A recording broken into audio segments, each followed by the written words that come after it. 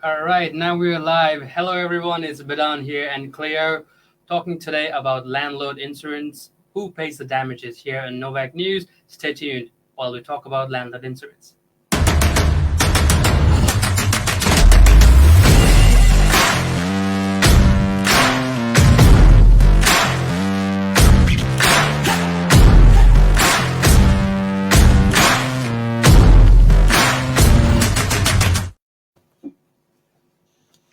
All right, here we are. Good evening, Adjusting myself so Bedan. I How can are you? show a house at the back. Hello, Clio. How are you? Good. You look like you're on a tropical island. I love Yeah, I have a little red umbrella at the top. it. Perfect. All right, so here we are talking about landlord insurance, which I don't think many people talk about, and something I think we really need to put light on to see what it actually is about, because not many people know what it actually is. So, Cleo, being a property manager dealing with landlords day in day out for over a decade. So, do you mind sharing a bit of light and little info in a short way what a landlord insurance is? Sure. It's a really good topic and an important one that shouldn't really be overlooked. It protects the owner and their asset generally. And usually, the main reason that a landlord would take out insurance would be because he has a tenant or she has a tenant living in the property. And things can happen, damages can happen, circumstances can change. And the policies that are available do a lot of damage control pretty much for the owner and their pocket. Uh, so, putting in simple way, it's pretty much like car insurance. And if you're renting a car out, anything happens to that car, your insurance covers it. That's right. And Basic just terms. yeah, with landlord insurance in particular, there are many companies that do that. It usually is about $400 a year, which is totally tax deductible for the landlord against the property. So for that small amount of money, it really can make a huge difference in the event of a disaster or a situation with a bad tenant. Yeah, definitely. Like you have $1 million worth of property and $400 a year is pretty much nothing compared to you paying almost 150 bucks per month for your car insurance. So that's I think it sounds fair for a $1 million property and $400 per year sounds pretty straightforward. So does landlord insurance cover like if you don't get rent in time or if there's any damage done by tenants? Does a For bond sure. cover that? So, look, the main two reasons you'd get landlord insurance to cover your property would be one, rent arrears that you've just asked. Good question. The policies usually will pay up to 12 weeks worth of arrears. I've not yet done a claim whilst the tenant's still inhabiting the property. It's usually done after a tribunal order and bond has been finalised. Then you would put your claim in with your insurance company and they will also give you up to 12 weeks worth of the arrears. If you've got a property that's over 900 per week, you can imagine, that could really add up as far as a debt owing. So that 12-week buffer, along with your bond can somewhat, almost cover you completely for the loss of rent, which is really important, especially since, we had COVID and employment the way it is and cost of living. I feel that this is probably a more commonly claimed part of insurance for rent arrears. Yeah, definitely. That is very, very true. And I thank you for sharing that. But yeah, I think insurance is something that I think something that you need unless, that is really needed unless you need it. So it's something for accident and they can just come unannounced. And with rent Yeah. arrears, like you would think everyone would pay rent on time, but being in the industry itself, there are lots of circumstances like COVID, for instance, no one knew they were coming.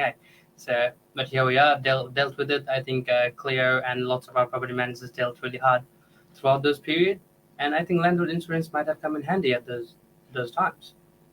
Yeah, and it was really tough for owners that weren't insured to then get a policy during COVID. I think during that time, there was no one. You know, everyone started going, oh my gosh, I should have landlord insurance. And then the insurance companies couldn't keep up. So then no new policies were available. I believe Mark made an inquiry with the company during COVID and sent it out to all our clients, you know, to try and help for those that didn't have cover.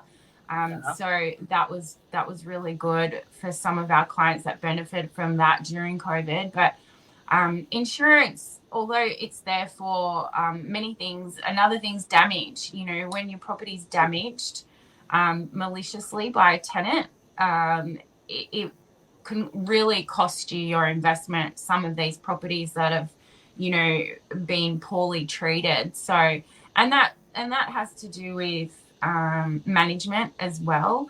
It's very rare that, you know, bond wouldn't cover a small hole in the wall or a door or something, but there, you know, you do hear horror stories of tenants that have left the property in a really bad way, and you know, your damages can be covered through your insurance company depending on, you know, your policy and excess. Yeah, definitely. Yeah, with tenants, it's hard to, you know, accept, you know, predict them to do what they will do, and they'll keep the property like their own home. And there are accidents, and you know, you never know what might happen. I think the other day I overheard one of the property managers talking one of the unit burnt down, and while the That was tenants were me. cooking. Oh, that was you. Oh, there we go. I think you were the one who showed me the photo of the unit burnt down. Oh my God. And we sit so close together. You must hear all our horror stories and go, I don't want to hear. So yeah, yes, those kind of no, things. Right. The gas bottle, they were cooking in the bedroom and the gas bottle exploded. Luckily, they weren't in the room at the time, and they were all in the lounge room watching a movie or something, and the fire brigade got called, and most of the damage was actually done by the fire retardant that they put, you know, the fireys put the fire out with, and that's black, and it just made the whole apartment just look like a horror show. Oh no, yeah, and the landlord's insurance did cover a lot.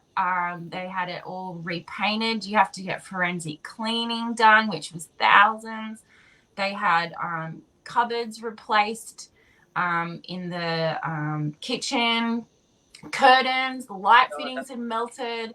You know, there was a lot that, you know, if they weren't like covered, that property. Yeah, it would have cost a fortune to have all that stuff done.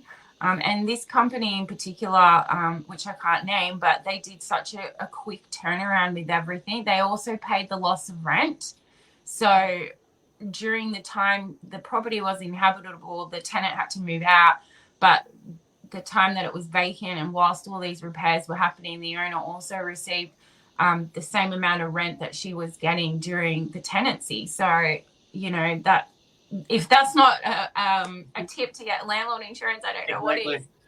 Yeah, I think it's very handy. Like, you are a landlord for a reason, just for a thought to get the extra income, you know. And because you have investment property, that means you have a second mortgage, and you're highly dependent on that rental income per week to pay that mortgage off. So I think that's the main trick everyone's trying to do at the moment. And when uncertain things like this happen, the unit burns down and the rent is not coming, the tenants are not there, I think landlord insurance is something that comes in handy a lot of times. And I've overheard people like, do the bank, while providing mortgage for investment, do they provide you an option for landlord insurance as well, Clio? They do. Many banks have their own landlord insurance packages. They're usually negotiated, like you said, at the time you get the home loan. But I do find in my experience that the companies that are specifically tailored independently for home tenanted properties and investors usually cover a lot more, you know, for their policies. It doesn't mean that the banks won't cover for certain things like arrears and damages, but I just find that the fine print, you know, you're going with a company that tailors specifically to landlords, you're usually going to win. We also had a property where the tenants upstairs were asleep and a flexi hose had gone out in the middle of the night. They didn't hear it. They woke up, a pool of water, 4 units, including the top one that leaked into our unit below, completely flooded the common areas. The ceiling in the lounge room of our property had completely collapsed onto the ground. It was just gyprock. The tenants had only been in there for 2 weeks. It was awful. And yeah, the insurance company did take care of that. A lot of the arrears as well, they were paid, but it was, I think, 2 months in total to get all this work fixed. Yeah. And Strata, their insurance, the building insurance, that covers the common areas, but not necessarily all the internal. If it's a pipe that's burst, that's part of common property, then yes, fully covered by Strata. But as it was a pipe that was internal in the vanity of the unit above, I believe that unit's insurance policy covered our unit and the, neighboring units. But yeah, again, without the insurers, that owner could have been up for a lot. Yeah, definitely. I think this is something very interesting for almost $400 per year, and all that things that could happen, like flooding, fire, and lots of things. I think it's best value for your money compared to what you have been doing on a daily basis. For $1 million property, I don't think $400 per year is even a question as a landlord and as an investor if you want to be on the safe side. Yeah, and putting in a claim, the excess, it's easy. The property manager does it all for you. Or her team, my team, Leo, shout out. He's done a few of those. He's getting quite good at them. So filling in the claim is quite easy. It's all because we use our software program, and it's all pretty straightforward. The landlord doesn't have to do anything. They just, pay the yearly premium, claim it on their tax, and you can sleep better at night knowing you're covered. Yeah, there you go. So you can probably claim it on tax as well because it's your investment. So the amount you pay for insurance and the access you pay can definitely be claimed on insurance in later while doing your tax return in July. Exactly. And for all those new clients that you're bringing on, Bedan, with all new business, I know you always would ask, but definitely suggest the insurance. But for us property managers, it makes our job easier as well. Yeah, definitely. But yeah, definitely recommend for sure. Even if your tenant's a smooth tenant, you don't foresee anything, you just never know. It's always best to be covered. It's accidents. It's called accident for a reason. Like you never know when it's gonna happen. That's it. Touch wood, as they say, but I don't know how sure safe that is. I don't have anything near me, but you can do it on my behalf. Anyway, I think we pretty much covered most of the bit. I think it's one of the most important thing, landlord insurance. It's like having you covered 24/7 in terms of your property that you worked hard to get, and you're enjoying that rental income. So if there are any questions or anything, feel free to reach out. The team here as Landlord Support, Clio, property manager, and there are other property managers who are here pretty much 24/7. So is there anything else you would like to add on, Clio? No, I think we've covered everything. Hopefully no more claims. That may 2024 be insurance claim free for all our landlords. Definitely. We'll definitely wish that. We don't want any hassles, and this is our year. That's it, for sure. All right, that's it from us. Thank you for joining in, guys. Bedan and Clio from Novak signing off. Take care, Clio. Good night. Good night. Good night, everyone.